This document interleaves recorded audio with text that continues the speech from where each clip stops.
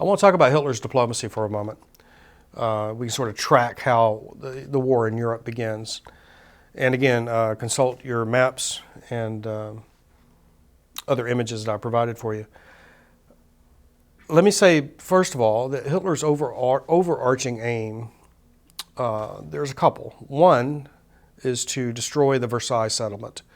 The settlement that ended the First World War, redistributed territory at the end of the war, created the new small, weak countries. Hitler's overarching aim is to destroy that settlement, put Germany back at the head of nations, and to reverse the outcome of the First World War. His second aim, I believe, would be to colonize what we think of today as Russia. He wants to destroy the Soviet Union, destroy the communists whom he loathes, and he wants to colonize Ukraine, parts of Western Russia, Poland, with German farmers. And this leads to the notion of Lebensraum, or living space. Hitler believes that Germany geographically is too small for Germans, and that Germany has to expand to accommodate its population. Hitler's other overarching goal, of course, is the destruction of the Jews of Europe, which we'll talk about later. Hitler began to rearm Germany against the dictates of the Versailles Treaty. So this would probably be the first step towards war. The second occurs in 1936 in March, when Hitler remilitarizes the Rhineland. Now, we talked about the Rhineland when we discussed Versailles, and you remember that the French insisted that the Rhineland be demilitarized. The purpose of this, of course, is to back Germany up a few hundred miles eastward. Now, Hitler, in violation of the Versailles Treaty, is going to march the German army back into the Rhineland in March of 36. Why is this significant? Well, he gets away with it. The British and the French don't like it, and they protest, but they don't do anything about it. This increases Hitler's confidence in himself. It also increases his generals' confidence in Hitler's judgment. The generals were terrified that the French would smash them if they did this, if they brought armed forces into the Rhineland. The French did not. Hitler assured his generals that he knew the character of their enemies, and that so the net effect of this is that Hitler's confidence is increased and his generals' confidence in his judgment is increased. You can see photographs here of the crowds very happy to see the German army re-entering the Rhineland. The next step on the road to war, of course, is the alliance, the military alliance between Hitler and Mussolini. I just mentioned this a moment ago, or in our last lecture. The Axis, or the Pact of Steel, as it's called. The alliance between Nazi Germany and Fascist Italy. The next step takes place in 1938. This is the Anschluss, or the union between Germany and Austria. You'll recall that Austria is Hitler's birthplace, a German-speaking country, and Hitler had long had ambitions to join the two. He carries this out in 1938 through a plebiscite, whereby the Austrian people are allowed to vote on whether to join the Third Reich or not. The vote is overwhelmingly in favor of the Anschluss, and Austria becomes part of Greater Germany. This, of course, violates the Versailles Treaty again, but again, the British and the French do nothing about it.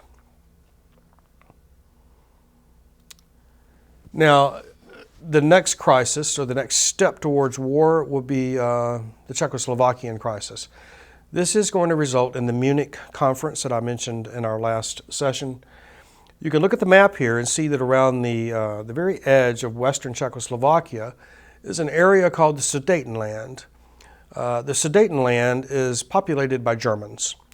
Now, Hitler is going to use Woodrow Wilson's old idea about self-determination, whereby ethnic and language groups should be able to self-determine their own future. Hitler says that the Germans living in the Sudetenland in Czechoslovakia would much prefer to be part of the Third Reich.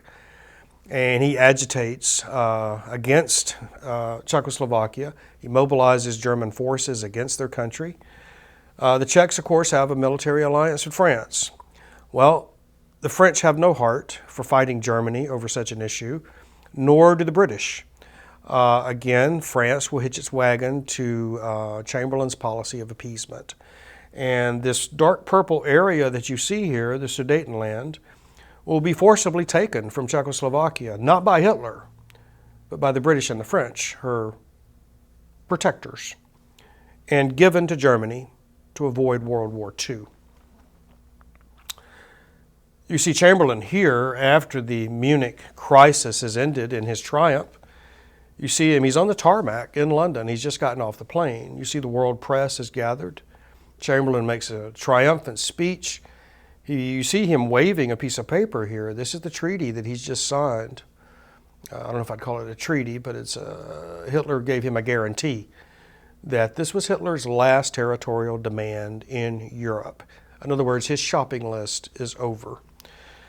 And Chamberlain, of course, is rightfully proud that he's been able to secure peace. And indeed, he tells the world press that he has achieved, what did he say, peace for our time. And that was a headline all around the world. This, of course, takes place in September of 1938. The Second World War will begin in September 1939, 1 year later. Now, at the Munich conference, Hitler assured Chamberlain that this was his last aggressive diplomatic move in Europe.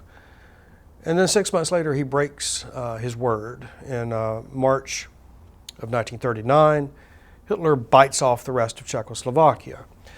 Now, this is key for a couple of reasons. One, it convinces Chamberlain that the policy of appeasement is not going to work. Hitler's word is obviously worthless. So Chamberlain is going to switch from a policy of appeasing Hitler to a policy of resisting Hitler, and will offer unilaterally a defense guarantee of Poland's frontiers. Chamberlain can read a map as well as you can, and he knows that Hitler's next move is probably going to be against Poland. So he ties Britain to Polish security. The other reason that Hitler's taking of the rest of Czechoslovakia is important is because he can no longer use self-determination to justify this aggression. He's not capturing, or capture's not the right word, he's not incorporating Germans into the Third Reich when he bites off the rest of Czechoslovakia. He is now taking in Slavs, people who are not Germanic, people who do not choose to cast their fate with the Third Reich.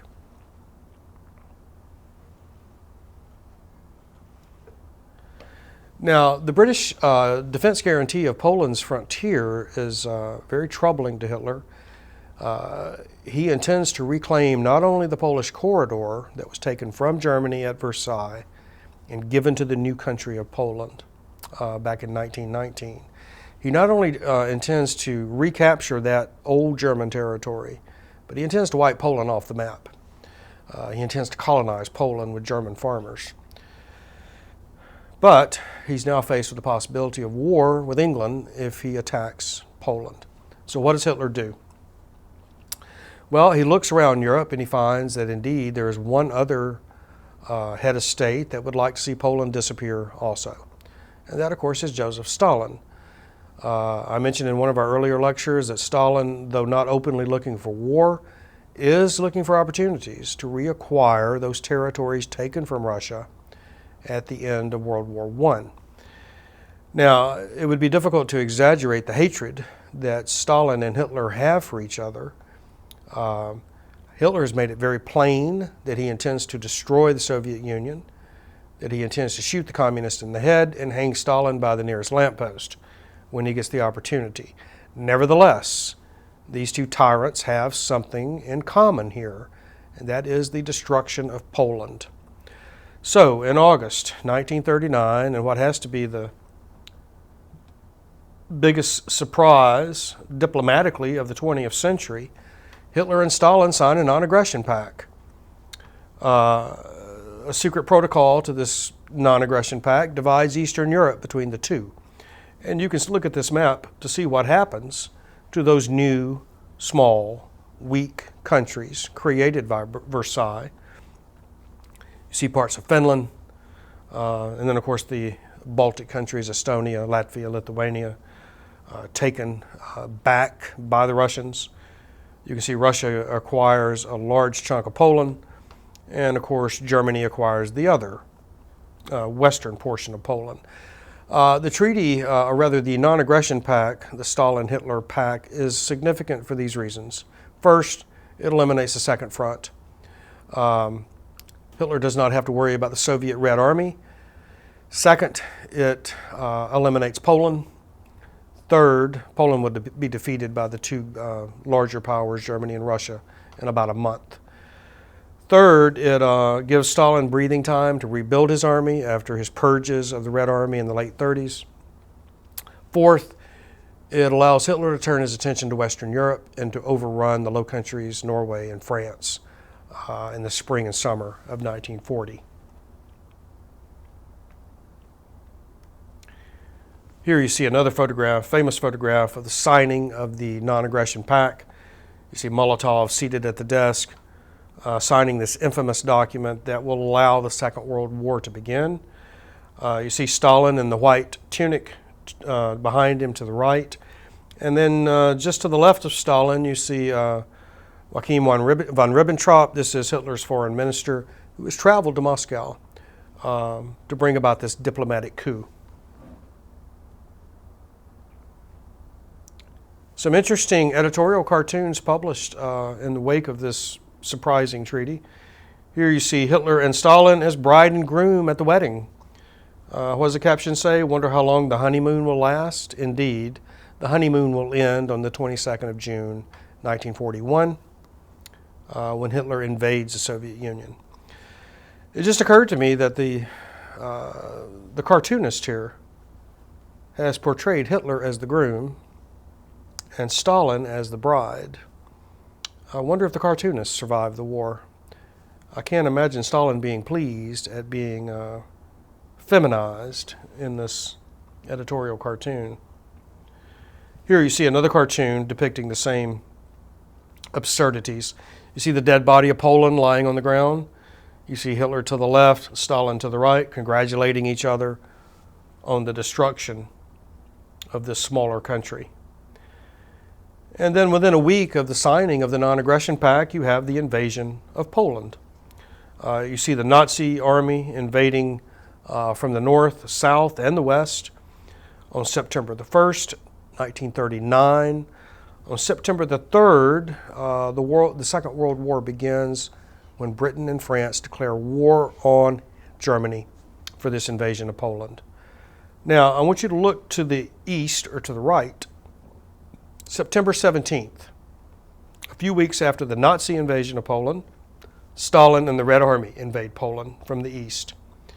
We don't talk about this very much in the West. We tend to concentrate on the Nazi invasion because, of course, Stalin will, within a couple of years, become our ally. And it's embarrassing and it's awkward to admit that your future ally was at least acting in a very friendly manner, in a cooperative manner with Hitler at the beginning of the Second World War. So that's a short lecture on Hitler's diplomacy. Our next lecture will talk about 10 decisive decisions in the Second World War. We'll look at some decisive campaigns. We'll look at the Holocaust and Hiroshima, the final American campaign against the Japanese. Thanks.